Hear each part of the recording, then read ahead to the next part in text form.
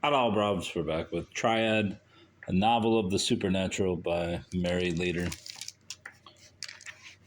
Chapter 8.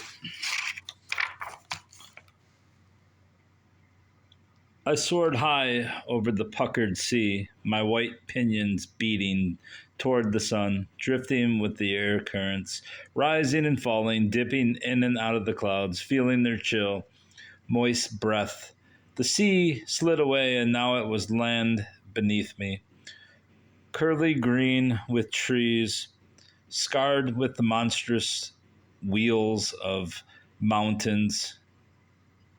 Golden wings came sweeping the zenith above me, and I fled with gladness in my heart, fled but not too fast, gulping huge draughts of air with my wings. But the gold one overtook me, and we rose to the impulse of our nuptial flight, riding the winds and gliding down a shaft of light to a rosy pinnacle where, with his great aureate wings, he covered me. There we lingered, he brooding beside me with his massive dark gold head on my shoulder, but I, looking down, saw my wings go black and the ache of desire for him consuming me. My talons flexed, hungry for his flesh. Oh, the horror and the ecstasy of sacrifice. His pliant neck contracted in my frenzied grip. Only it wasn't I. I was a heap of white feathers being swept over the edge. Branwen, Branwen! The black thing had me by the shoulders, but I tore myself free and flailed at it. Branwen, wake up! Alan's face swam into my vision, and I heard a scream, ending in midair. Alan, it was Alan shaking me. The first unobtrusive light of dawn, seeping through the drapes, outlined his ashen face. You awake now, darling? He was saying. Shaking my head, I tried to retain the last shreds of dream that were slipping away from me. Wow, that was some nightmare you were having, he exclaimed. You scared me out of my wits. I thought, there was something black and it was choking you, and I couldn't stop it because I was nothing but feathers. Something was choking me, all right, but it was you, Branwen. I opened my eyes wide and for the first time saw the red welts on his neck. I'm sorry. You mean I did that? I was incredulous. You sure did. That's the last time I'm ever going to let you watch a horror movie. Did I really choke you? I thought it was just in the dream, and it wasn't me. It was the other. You did more than dream, honey.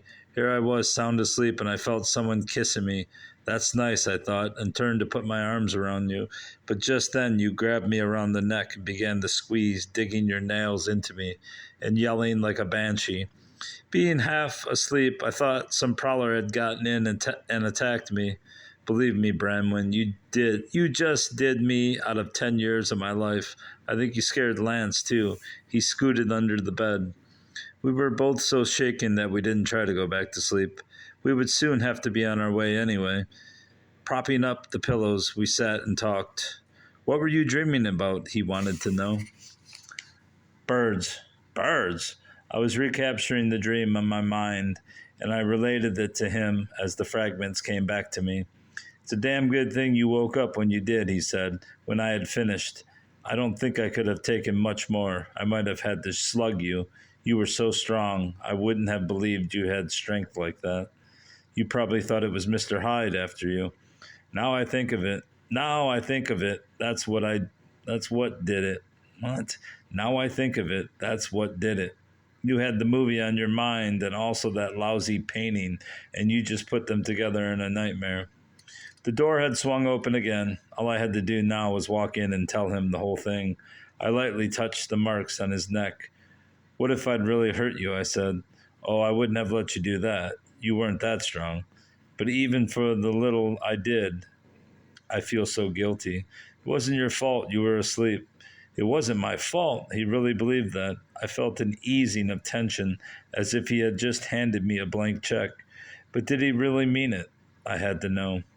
Then you think that Dr. Jekyll wasn't responsible for Mr. Hyde's deeds? That was different. Dr. Jekyll enjoyed crime he didn't think he'd have to pay for.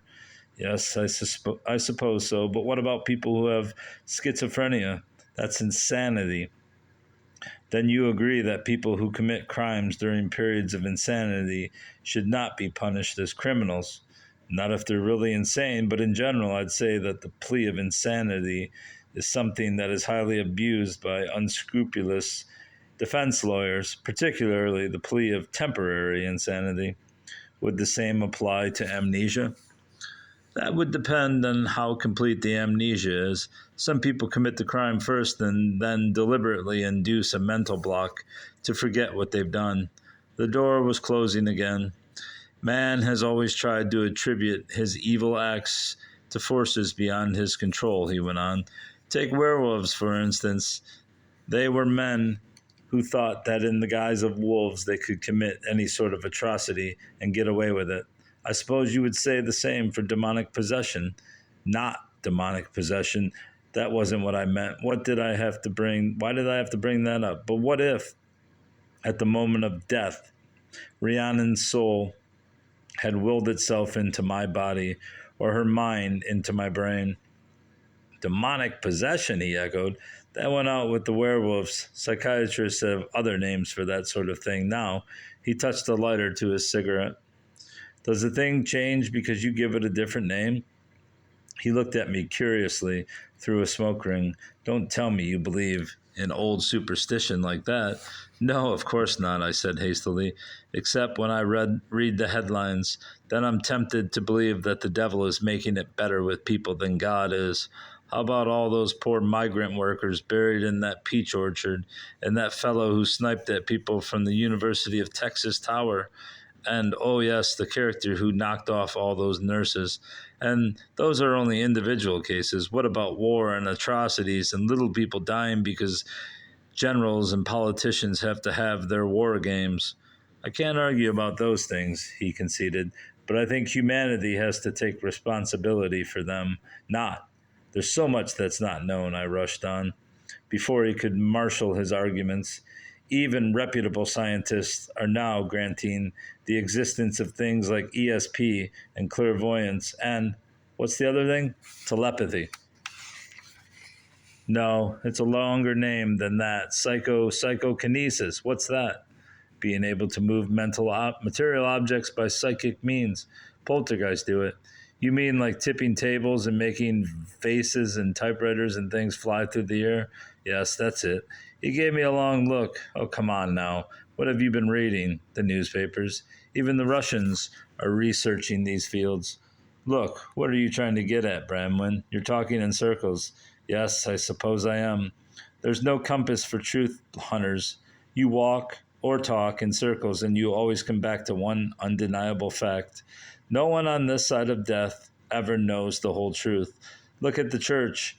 For centuries, its teachings were absolute. Even scientists had to conform or they'd be burned, like Bruno was. Only now it's the clergy who try to conform to science. You know what I think? He gave me an amused glance, yielding the floor with an exaggerated sweep of his hand. No, Mrs. Swami, what do you think? I think they're both wrong. No one knows the whole truth. We're like the blind men with the elephant. You lost me. Don't you know that old tale? I don't think so. Myths are your department. Didn't you have that story in school? I don't remember. Well, once there were six blind men. Hey, it's getting late, Bramwin, he interrupted, consulting his watch. I want to hit the road early this morning. I better shave. He tamped out his cigarette and started to get up. No, wait, I begged, tugging at his pajama coat. I'll make it short. Besides, you're being rude. He resigned himself into his pillow, knowing that when I had my mind made up, I was hard to stop. As I said, six blind men went to see an elephant. See an elephant, he teased. Oh, you know what I mean. But each touched a different part of the animal, so that one decided that the elephant was like a wall, another like a saber. Still another, having grasped the trunk, swore it resembled a snake. The fourth, holding on to the air, declared it to be a fan. I think it was. Oh, I get you. The leg would be a tree, and the tail a rope, I guess. Now can I shave? In a minute. Don't you see, Alan? We're the blind. We know only what we come in contact with, and therefore that is what we believe. Oh, I don't know, he objected. I remember a poem in American Lit about believing in the ocean, even if you've never seen it. I think Amy Lowell wrote it. Emily Dickinson, I corrected. Oh, sure, we believe in a lot of things because other people we know have seen them, or because authorities or ministers say it is so.